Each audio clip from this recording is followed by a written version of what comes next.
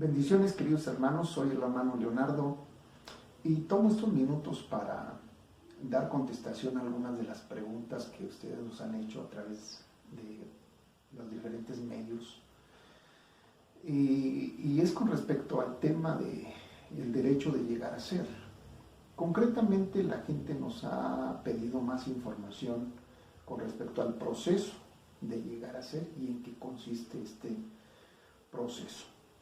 Bien, nos tomaremos un par de minutos para explicar así brevemente en qué consiste este proceso. Básicamente son 8 pasos que representan un nuevo nacimiento. En la grabación nosotros hacíamos referencia de manera pues muy superficial.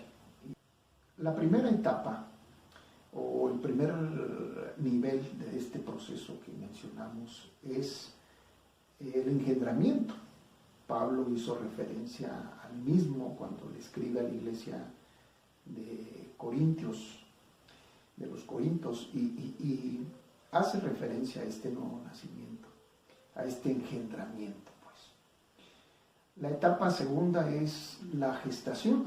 Yo decía que normalmente en el humano son 9 meses, tal vez un poquito más, pero el punto aquí es que esa etapa es cuando el hombre es gestado en el seno de la iglesia, y ahí es formado, es desarrollado, hasta que llega la tercera etapa, que es el alumbramiento, o cuando una persona da a luz.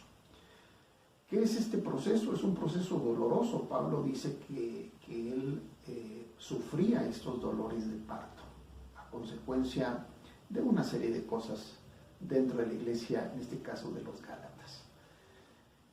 Entonces, después de este tercer paso, viene el cuarto. Básicamente, el cuarto tiene que ver con la circuncisión. Esta circuncisión, de acuerdo a la ley de Moisés, tenía que ser al 8º día para que llevara aquella señal del pacto hecho a Abraham. Eso también la Escritura lo establece, y la diferencia es que ahora el Espíritu es el que hace esa circuncisión. El quinto paso es la etapa de amamantar, es decir, cuando un recién convertido empieza a dar los primeros pasos de fe y él se va nutriendo de la leche materna. Pablo hacía referencia también a este tipo de doctrina cuando le echa en cara precisamente a los Gálatas, ¿verdad? Que ellos tendrían que ser ya maduros cuando en realidad tenían que avanzar a la madurez, y Pablo hacía referencia a que tenían que regresarse otra vez a esos rudimentos, que él lo considera de esta manera, a la leche materna.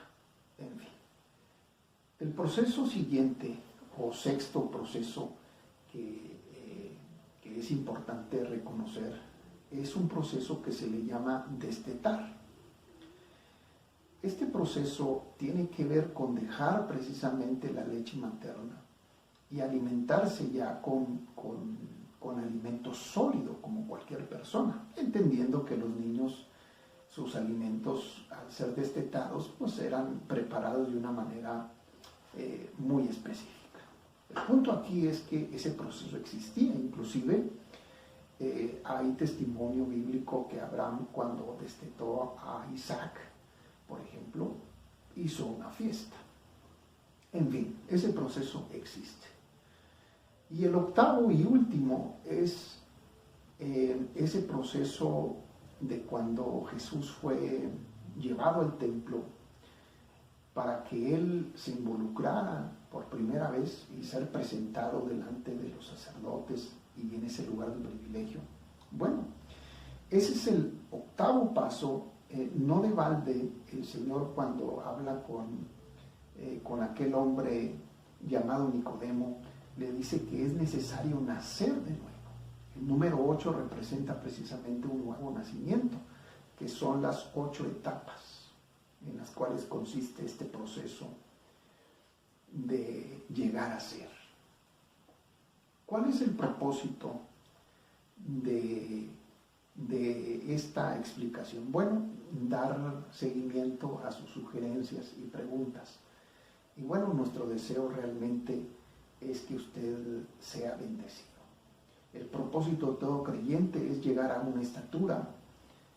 Pablo le decía a los efesios, ¿verdad?, que tenían que llegar a la estatura del varón perfecto. Necesitamos estos pasos para poder entender quién es o no reconocido como un hijo.